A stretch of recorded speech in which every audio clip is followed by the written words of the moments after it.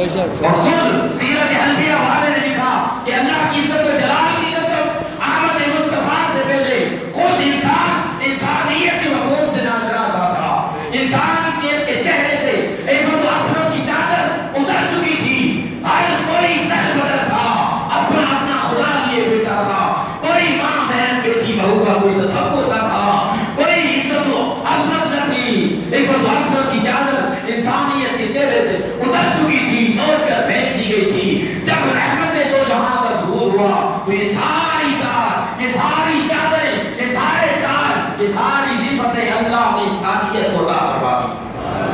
اور پھر فرمائی بھی اس کو عطا بھی اس کو کی کہ جو در مصطفیٰ پہ آ کے جھکا اس کو ہم نے یہ عطا کر دی ہے. اور جو در مصطفیٰ سے ہٹا اس کے لیے عزت نہیں ہے، اس کے لیے ٹھوکریں ہیں. کیونکہ وَلِلَّهِ عِزَّتُ وَلِرَسُولِهِ وَلِلْمُؤْمِنِينَ کہ عزت اللہ ہی کے لیے ہے، اس کے رسول کے لیے ہے اور مومنین کے لیے ہے. مومنین سے وہ مومنین مراد ہیں جو اپنے قلب کو، اپنے سر کو سر خم کر کے دربار کو ارباب میں اپنے سر کو جھکا دیتے ہیں. یہ آقا نے کہا تو پھر صحابہ نے مان لیا، تابعین نے مان لیا، تبع تابعین نے مان لیا، سلف صالحین نے مان لیا، ائمہ مجتہدین نے مان لیا. اور صحابہ کے دل میں رسول اللہ صلی اللہ علیہ وسلم کی قلبی محبت تھی، قلبی محبت تھی، قلبی فیضان تھا کہ رسول اللہ صلی اللہ علیہ وسلم کی ذات بابرکات کے ساتھ وہ اس کی محبت فرماتے تھے. قلبی عشق تھا کہ رسول اللہ صلی اللہ علیہ وسلم کی ذات میں ذرا بھی خم و بیش نہیں لاتے تھے. آقا نے جو کہہ دیا سو کہہ دیا. تو ولادت النبی صلی اللہ علیہ وسلم، آقا صلی اللہ علیہ وسلم کی ولادت ایک بات سعادت کائنات کے لیے، عالمین کے لیے، مومنین کے لیے فخر ہے. اور اس سے بڑھ کر کوئی فخر نہیں ہے، اس سے بڑھ کر کوئی فخر نہیں ہے کہ میں آدم اولاد آدم کا سردار ہوں. ولا فخر، مجھے اس پر فخر نہیں ہے، مجھے اس پر فخر نہیں ہے. رسول اللہ صلی اللہ علیہ وسلم کی ذات کو، آپ صلی اللہ علیہ وسلم کے چرچے کو، آپ صلی اللہ علیہ وسلم کی رفت اور عظمت اور مقام کو اجاگر کرنے کا ایک یہی موقع میلاد النبی صلی اللہ علیہ وسلم کا موقع ہوتا ہے. میلاد النبی صلی اللہ علیہ وسلم ہی کی گھڑیاں اور لمحے ہوتے ہیں کہ جن میں ایمان والوں کے قلبوں کو، ان کے دلوں کو جوڑا جائے اور محبت رسول ان کے دلوں میں ڈالی جائے. محبت رسول ہوگی تو پھر یہ رسول اللہ صلی اللہ علیہ وسلم سے محبت کریں گے. یہ رسول اللہ صلی اللہ علیہ وسلم کی رفت اور عظمت کے قصیدے پڑھیں گے.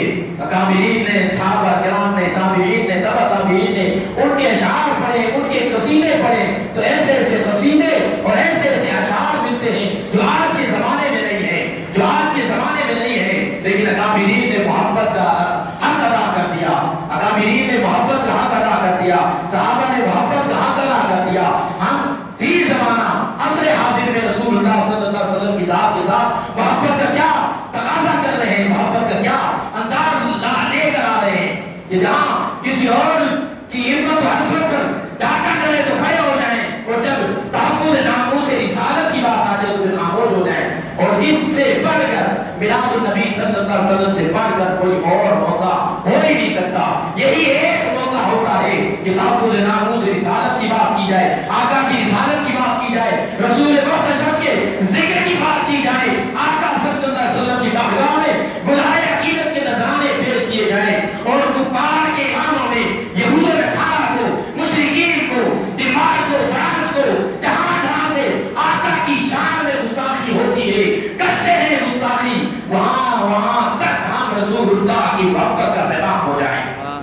اور محبت کا پیغام پہنچانے کا اس سے بڑا اور کوئی پلیٹ فارم نہیں ہے کہ تمام عالمین کو پتہ لگ جائے، تمام جہانوں کو پتہ لگ جائے، پاکستان سے لے کر یو ایس اے تک پتہ لگ جائے کہ محمد کے دیوانے آج محمد کی ولادت کا بلاد بنا رہے ہیں.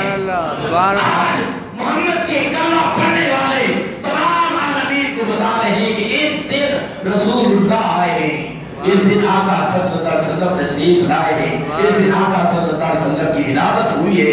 تمام عالمین کو پتہ لگے. اور جیسے جیسے وقت آتا گیا تو آپ صلی اللہ علیہ وسلم کے ذکر میں، بلندیوں میں، رفت اور مرتبہ اور مقام میں بلندی ہوتی گئی. وقت آیا کہ کعبہ میں نماز نہ پڑھی، عمر پاک ایمان لے آئے، اب کعبہ میں نماز پڑھو. وقت آیا ہجرت کر گئے، پھر وقت آیا اب کعبے میں نماز پڑھو، پھر وقت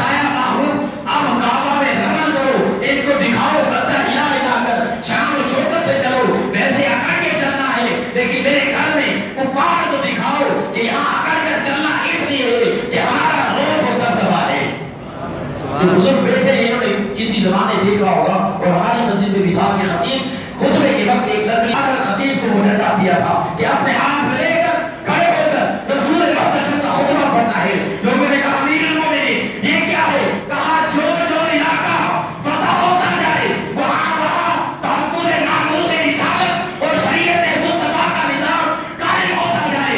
اس لیے فرمان امیر المومنین عمر پاک ہے کہ ہر مسجد کا خطیب وہ آسا لے کر کھڑا ہو اور بتائے کہ یہاں روح مرتضی اور سکہ محمد کا چلتا ہے. سبحان اللہ، نعرہ تکبیر.